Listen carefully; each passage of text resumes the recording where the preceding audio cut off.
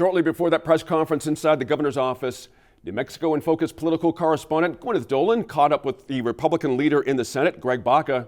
He says new legislation isn't the answer here. Senator Baca, the Democrats this week are pushing a suite of gun proposals they say will help reduce violent crime. How would you approach the crime problem New Mexicans are experiencing right now? You know, we have laws on the books right now that just aren't being enforced.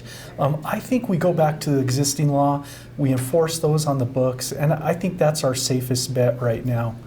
I think one of the things, it's interesting that you chose this location for this interview, but we're surrounded by the Constitution. And in that Constitution, it outlines the gun provisions and our lawful right to bear arms. And I think that I have some serious, and I believe many members have some serious concerns with the bills coming forward and whether or not they are constitutional and can move past that scrutiny, and I just have serious doubts about that right now. Now, violent crime is one issue, but part of their argument is that the Department of Health says we have an 81% higher rate of kids killed by guns here in New Mexico. How are we supposed to respond to that problem? You know, often we hear these types of arguments, tugging at the heartstrings, focusing on one area. We're all for child safety, and I think everybody can get behind that. There's always a balance in public policy, though, whether or not, are we going to enact laws that severely restrict people, or are we going to keep people safe? I think we have that balance now. The last thing that we want to do is go after law-abiding citizens and make them felons or criminals by enacting a statute that, frankly, is just unconstitutional. We've seen an unfortunate uptick in mass shootings just in the past week.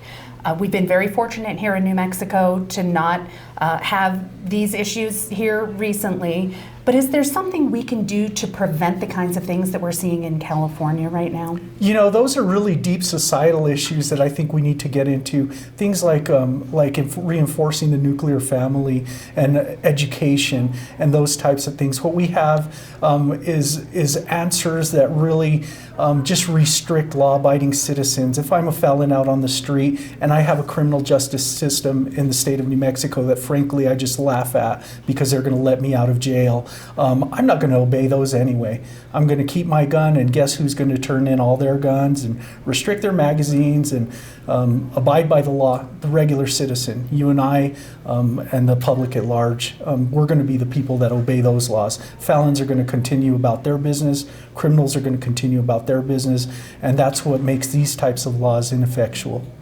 We've had some high-profile shootings recently that involved guns that were bought illegally. Mm-hmm. Is there anything more we can do to get these illegal guns, not the responsible gun owners, but these illegal guns off the street? See, and I think you're referring to laws on the books again, laws on the books. And unlike the laws that we're looking at now, those impact criminals and felons. They shouldn't have those weapons anyway. And if they're stolen, well, then they're in violation of a separate law by having stolen property. And so that's what we need to go after there, is we need to go after those types of situations rather than everyday folks minding their own business, enjoying their constitutional right that's outlawed, that is outlined in our Constitution here in New Mexico as hunting, fishing, hunting, defense, and any lawful purpose. That's what it says. You know, as long as you're carrying on about your business lawfully, you should be unbothered.